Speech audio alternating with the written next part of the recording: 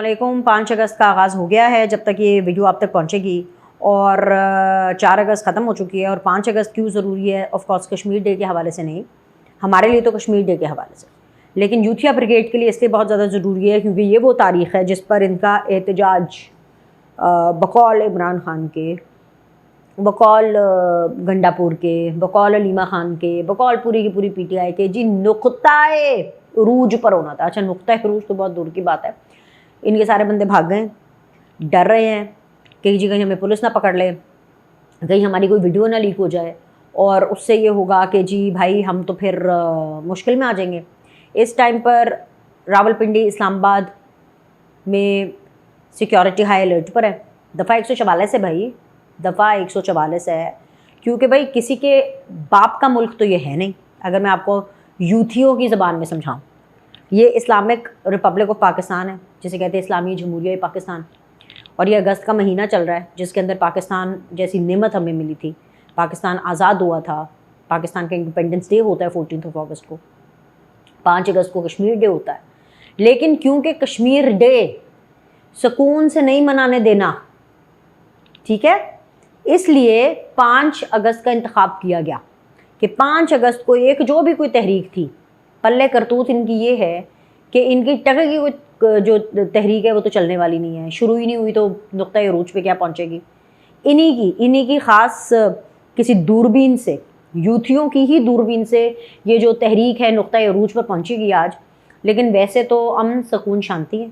इन्होंने जो थोड़ा बहुत प्लान बनाया हुआ है कि जी हम यूनियन काउंसिल के लेवल पे और निकलेंगे, वहाँ पर भी नहीं अगर बाहर निकल सके तो जी भाई हम गली मोहल्लों के लेवल पे निकलेंगे।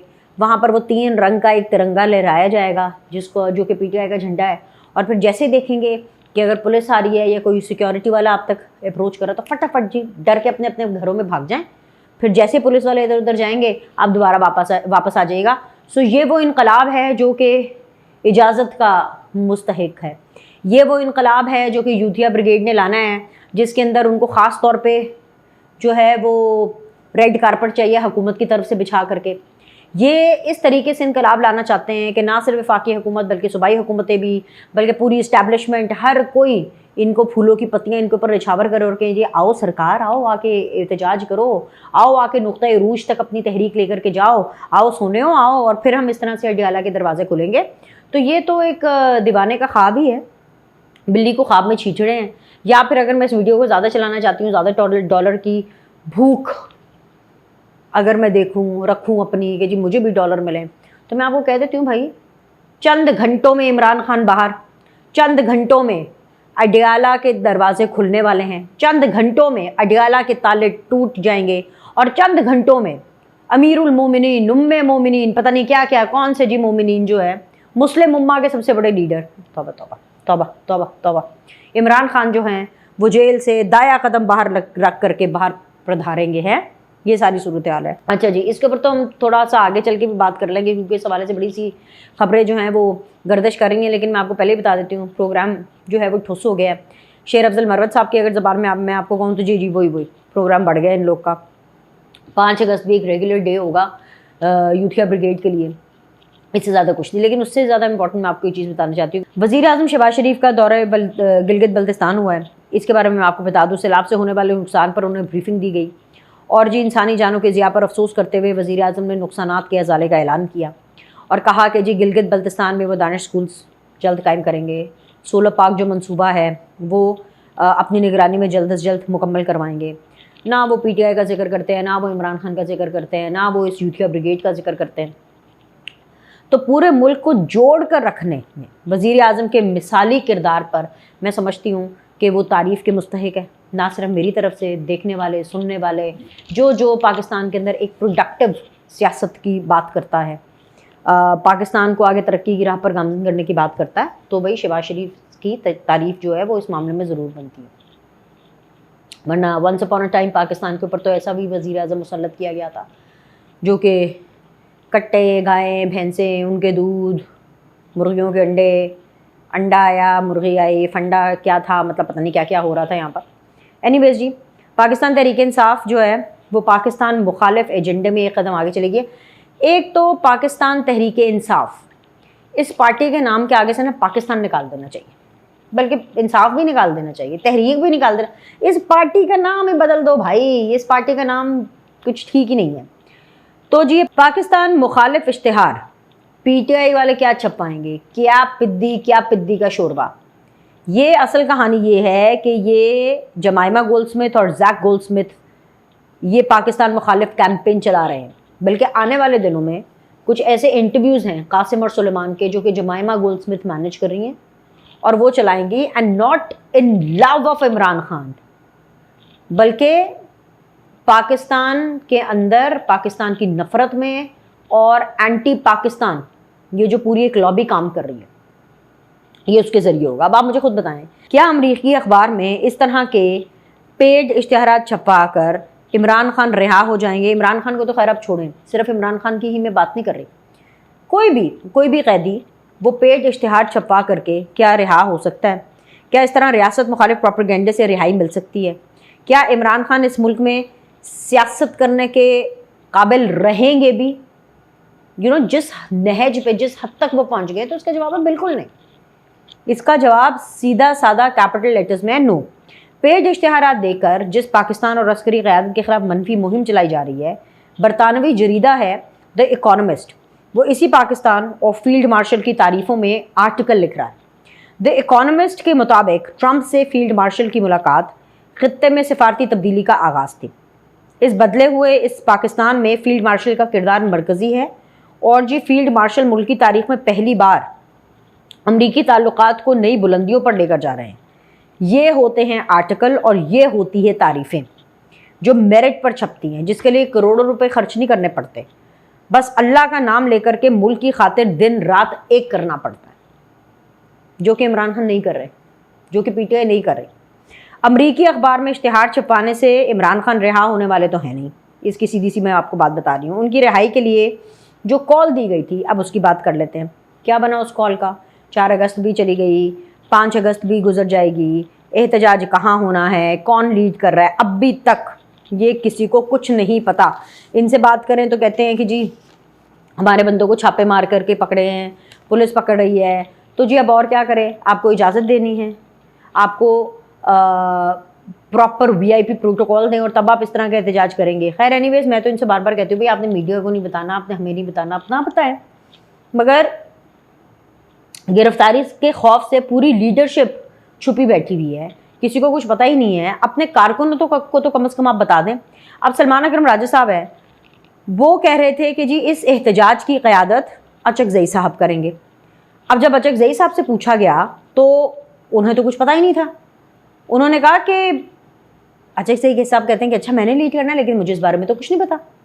अब ये वक्त आ गया है इमरान खान को रिहा कराने के लिए उसी महमूद खान अचकज़ई की मिन्नतें की जा रही हैं, जिसकी चादर लेकर जो है बेसिकली चादर लेने के स्टाइल पर इमरान खान ने 126 दिन के धरने के अंदर कभी पल्लू इधर किया, कभी पल्लू उधर किया है, और इमरान खान भरे जलसों में मजाक उड़ाते रहे थे। आज उन्हीं को कहा जा रहा है कि जी आप किस तरह इसको लीड करें। खैर जी, मेरी इतला के मुताबिक आप इस्लामाबाद या लाहौर में कहीं को ही जलसा करने के काबिल तो है नहीं। बस हाज़िरी लगवाने के लिए अपने अपने घरों यानी अपने अपने हल्के में कोई रैली निकाल कर वापस घर चले जाएंगे, या फिर इस तरह की कोई बुज़दिलाना किस्म का एहतजाज करेंगे। तो मैं तो ये समझती हूँ कि इमरान खान को शर्म से डूब मरना चाहिए। जिस पॉपुलैरिटी का जोम वो लिए फिरते हैं और जिस पॉपुलैरिटी के बारे में वो लोगों को बताते फिरते हैं कि जी मैं इतना पॉपुलर हूँ, मतलब इनको तो सोचना चाहिए कि इमरान खान की पॉपुलैरिटी या इमरान खान इस टाइम पे कहाँ खड़े हैं। पंजाब पुलिस के हवाले से ये इल्ज़ाम लग रहा है, वैसे तो खैर ये पुलिस डे था तो हमें अपनी जो पुलिस है उसको भी सेलिब्रेट करना चाहिए। तो चले जी मेरी तरफ से सेलिब्रेशन आपके लिए भी। तो जी पंजाब पुलिस जो है वो पीटीआई रहनुमाओं के घरों और डेरों पर छापे मार रही है, ठीक है।